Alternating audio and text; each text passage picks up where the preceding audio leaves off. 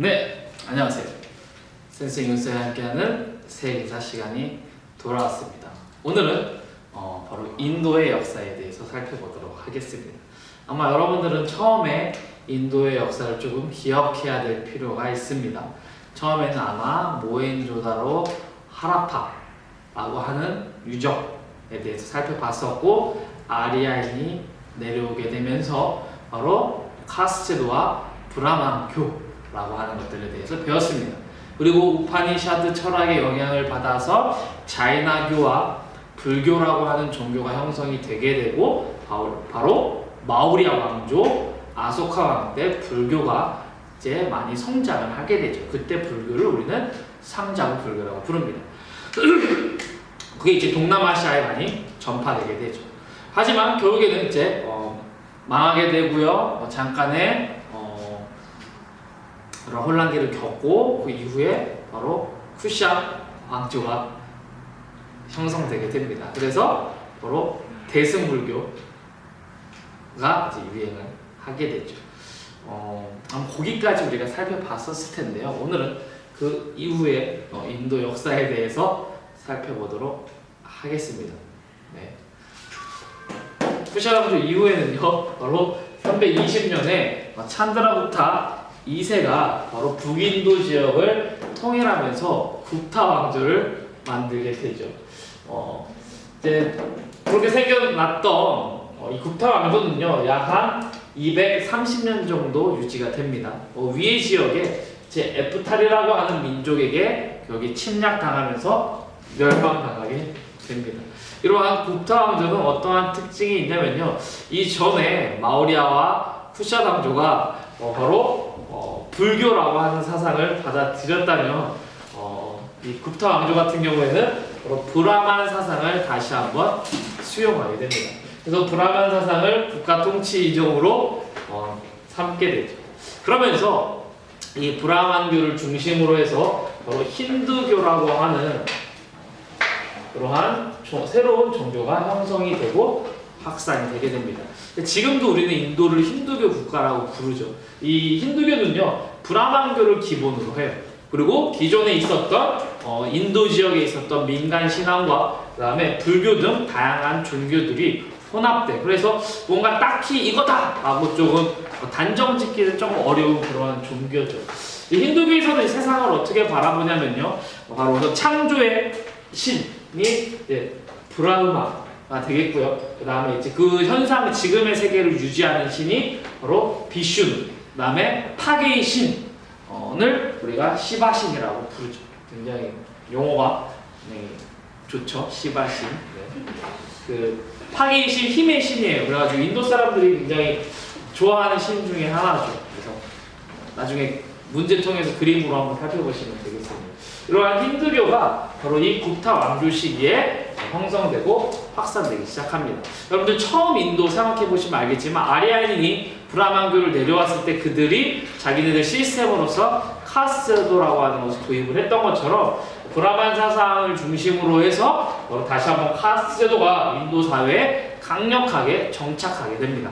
그리고 그러한 여러 가지 카스트를 비롯한 여러 가지 그러한 관습과 여러 가지 제도, 의례에 대해서 정리한 법전이 바로 마누 법전이라고 하는 게 우리 굽타 왕조 시대에 나타나죠. 그러니까 굽타 왕조의 우선 핵심 용어는요, 북인도 지역을 통일하면서 바로 브라만 사상을 바탕으로 힌두교가 확산되고 카스제도가 정착되었으며, 이것을 알 수 있는 것이 바로 이 마누 법전이다 라고, 이러한 용어들 여러분들 같이 세트로 잘 알아두셔야 되겠죠.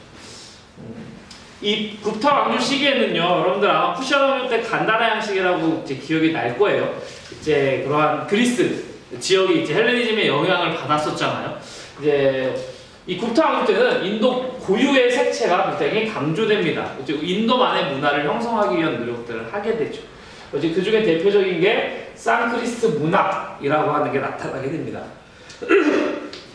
이제 대표적인 작품으로는 마하바라타와 라마야나라고 하는 그런 작품이 있다는 것 여러분들 놓치지 말고 알아주시면 되겠습니다. 이것도 이제 마누 법전과 함께 우리가 정전으로 이제 많이 알려져 있죠.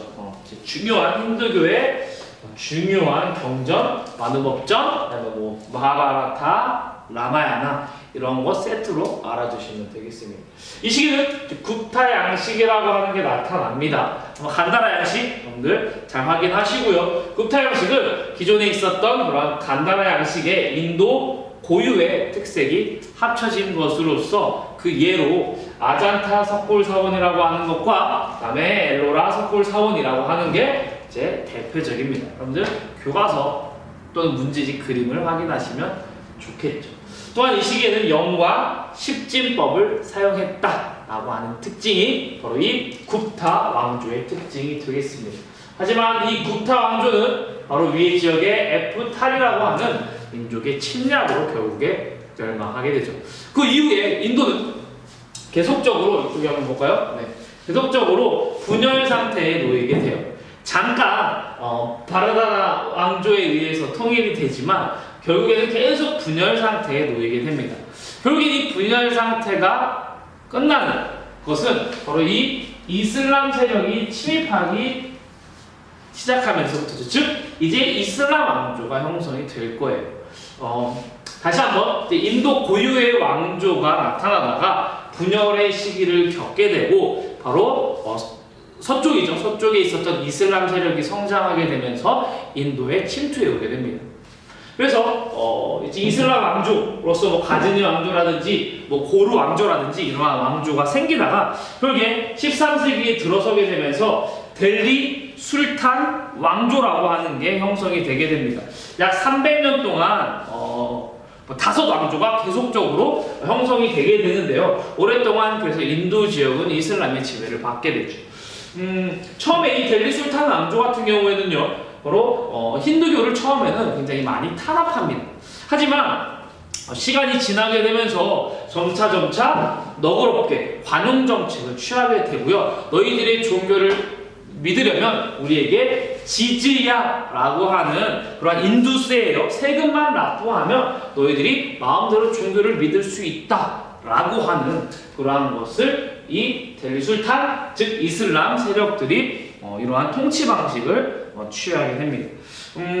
이게 굉장히 많은 효과를 보죠. 왜냐하면 너무나 엄격한 카스트 제도에 비해서 이슬람교는 그래도 평등을 강조하고 그러다 보니까 카스트 제도에 불만이 많고 그 다음에 이러한 평등 사상의 영향을 받았던 사람들이 이슬람으로 개종하는 사람들도 굉장히 많이 나타나게 됩니다. 그래서 지금 현재 인도 같은 경우에는 힌두교와 이슬람 세력들이 굉장히 많이 자리 잡고 있는 것이 바로 이러한 역사적 특징 때문입니다. 생각보다 불교의 세력이 굉장히 약해요.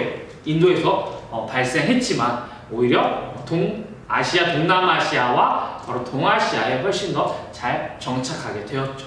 이게 바로 인도의 역사가 되겠습니다. 자, 다시 한번 간략하게 살펴보면요. 바로 마우리아 왕조를 거쳐서 푸샤 왕조 그리고 결국엔 굽타 왕조에 나타나게 되죠. 그러면서 브라만 중심의 사상을 바탕으로 해서 힌두교 그다음에 카스트 제도가 정착되게 됩니다. 이러한 것을 우리가 잘 알 수 있는 것이 바로 마누법전과 마하바라타 라마야나죠. 이 시기에는 인도 고유의 그러한 색채가 잘 나타나게 되는데요. 우리는 그것을 무엇을 통해 알 수 있냐? 바로 산스크리트어로 제작된 문학이라든지 그다음에 굽타 양식을 통해 알 수 있죠. 굽타 양식은 아자타 석굴사원과 엘로라 석굴사원이 되겠습니다. 이 시기에는 영과 십진법을 사용해서 이슬람이라든지 여러 지역에 영향을 주게 됩니다. 하지만 결국에는 에프탈에 의해서 결국에는 멸망하게 되고 이후에 분열의 시대를 겪다가 이슬람 세력의 지배를 받게 됩니다. 이슬람 세력들은 처음에는 힌두교를 탄압하지만 시간이 지나면서 지지야라고 하는 인두세만 받고 그들의 종교의 자유를 인정해주는 그러한 통치 방식을 바로 사용하게 됩니다. 자, 여기까지가 지금 2016년 신길고등학교 2학년 3학년 학생들의 시험 범위가 되겠습니다. 여러분들 끝까지 파이팅 하시기 바라겠습니다. 아룡!